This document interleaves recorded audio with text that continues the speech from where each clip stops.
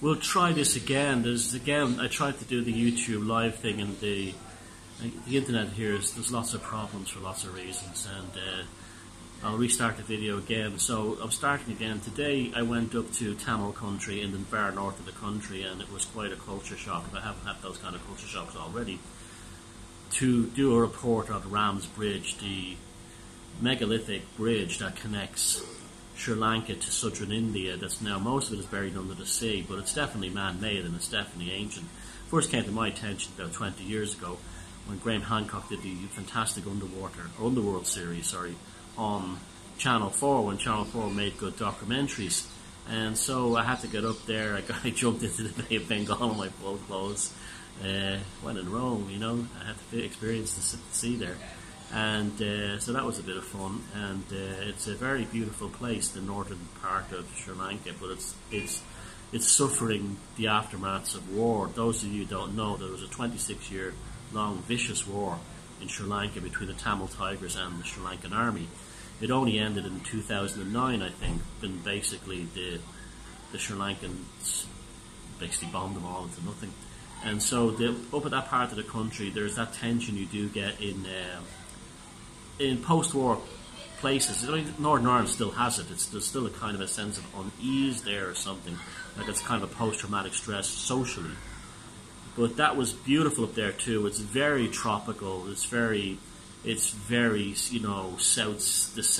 I don't know what you call the palm trees. The foliage is different too. The palm trees are lower to the ground, and there's more deciduous trees.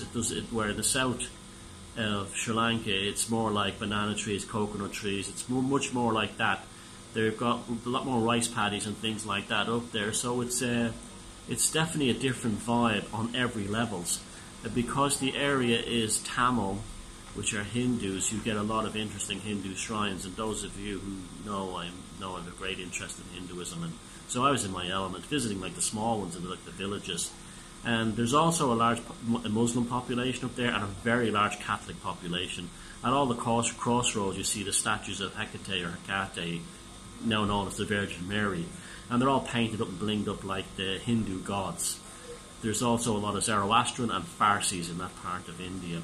Now, because it was a war there, the infrastructure, and not just the actual transport infrastructure and that kind of thing, although the railway line has been completely rebuilt, you can see that it's like a brand new rebuilt railway line, which is a prime target during the war. And the main road in to the north is in excellent condition. It's basically brand new. But then once you get off that into the tip of Sri Lanka, the roads are in bits. They're still full of things like mortar shells and rocket holes and this kind of thing. And the buildings are covered in bullet holes still. And it's the aftermath of a war zone, and it's lacking infrastructure. Now, although it's safe, I wouldn't want to put anyone off going up there thinking it's dangerous. It's not. The tension is still there. There are still roadblocks, and there's still coppers and an army pointing AK-47s at you. And there's nowhere to eat. There's a big problem with that. It hasn't developed its tourist infrastructure properly yet.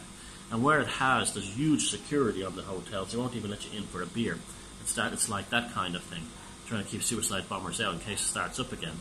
And you'd have next to the roadblock with the AK-47s, you'd have the old lady making rotis on an open fire. As much as I love rotis, I wouldn't have eaten them there just because of the nature of the place. And so, interestingly enough, we found a place near the town of Manar, and it was actually a cafe diner that was opened by of all people, the Sri Lankan army. And the purpose is that they feed the soldiers, but they also feed the locals to show them that we're friendly. It's kind of like a public relations. It was a very good cafe too, and it was my first taste of Tamil food. The speciality is it looks like just like a donut, but it's made from a kind of a buckwheat flour with yeast in it, and it's a savoury thing. And then you dip that into a chili sauce, and the chili sauce is beautiful. Actually, it's very hot, but it's there's nothing worse than chili sauce that has heat but no flavour. This had heat, but it had an abundance of the opulent flavour. The beautiful sweetness of the chili came through as well as the heat. And this dipping sauce was lovely. And along with that, another one was samosa, quite a large samosa, about that size, in a triangle shape, with a kind of a grain, ricey type finish, and inside that was tuna and some other fish, and that was absolutely delicious. In fact, I think it's the best samosa I've ever had anywhere. And we stayed there, way outside, and I was literally the only white man in the north of Sri Lanka, or in that area anyway, because that's right where the war was. I mean, they built this kind of restaurant, the army. It's all army guys serving, but they're in civilian clothes, and you get funny. Motorcycles pull up, and when they see a white guy there, they slow down. It's a bit, I wouldn't say intimidating. It was a bit weird though, but they're probably just nosy. What was a white guy doing in a place like this? But I'm glad I did it, because it was well worth it for lots of reasons. I got some great shots of some small Hindu temples that I'm fascinated by Hinduism, as you know yourself. And also, if I repeat myself in this video, it's because I made one for YouTube that failed. So forgive me if I don't remember what I said and what I didn't say. So another place I went to visit was I can't pronounce the Sri Lankan name, but it's called the Black Lake, and it's again, a classic example of an early megalithic culture where the Buddhists have moved in and built their own ancient Buddhists, they're quite old as well, shrines and infrastructure on top of what's obviously a previous megalithic culture. It's the same thing you get in Ireland at places like Loch Gur and not Loch Gur, Holy Island in the Shannon, where you have things like the early Christian things like the Round Tower next to, well, that's not Christian either, but the early Christian church next to things like court cairns and, holy wells and fallen stones and this kind of thing. It went on here too, probably even in a bigger way, because they've told nobody nothing about their previous people. And it's really bizarre. It's bizarre when you read the history of Sri Lanka. It literally begins in the 5th century. It's like, what is it? Where's the early history? And there is like mentions of bits of Paleolithic or Neolithic pottery have been found, but it's like been quickly passed off that when Buddhism came and all this kind of thing, and when Hinduism came. So that was that. There's some, and that's also connected to this place as well. And I got some great footage there, and it's also connected to this UFO thing, this alien thing that's quite big among the kind of like the ordinary Sri Lankans. That there are alien gods or spacemen or gods from the sky.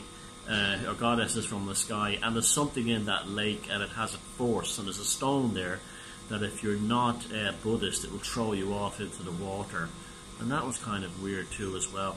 And there was all people there. There was some Muslims and no one sat on the stone, no one went near it, and I got some footage that I didn't go near it, but yeah, and that was kind of interesting as well. And the place, they have, I don't know whether this thing of the space gods, the alien gods, or whatever, is a new thing that's been brought into the culture here. I'm still learning. But I've got a hell of a bunch of filming up ahead. I've still got to go to Sigiriya. I've also going to be interviewing, I've been interviewing people on customs, folklore, and magic and stuff that no one in the West has brought back. And also a few other things I've been visiting. Also the wildlife has blown my mind. I mean, the sea, every sea monkeys is amazing, just outside your hotel rear window. They see things like a mongoose. They see things like these beautiful tropical birds everywhere. Water buffalo. I've got some phenomenal footage of water buffalo. And hopefully I'll get to see some crocodiles as well. And it's just the abundance here is remarkable. That's another thing. While at this place, the Black Lake, you wander into the jungle, the first thing you're made aware of is like everything wants to eat you, including the trees and eventually the trees and the fauna. You realise how sheltered we are through our modern existence when you enter into a place like that. But at the same time, too, the beauty is undeniable. So that's my second day report from Sri Lanka, from Tamil country, and I've got loads of great footage and there'll be loads of films coming down the road. And hopefully, and from a spiritual point of view, what did I learn? That darkness is a real force as well in spirituality, and not just in magic and alternative spirituality, but also within the mainstream religions. And there's parts of Sri Lanka where there are Buddhist monks who've gone crazy and they're into black magic, and people don't go through them at night because you'll be taken in and used in sacrifice. I'm not joking about this. This is real. And they operate similar to the Hindu thugs who worship the goddess Kali. And I think I'm probably the first person to come here who will be going deep into that stuff. I've lined up a meeting with a witch soon, and that will be quite interesting as well, a Buddhist witch. And so stay tuned. Day 2 on the road is amazing, and we'll have more to come. And yeah, that was interesting. About the tuna samosas. I'm going to get dinner now and have my 10,000 curry, but it's beautiful. So see you later.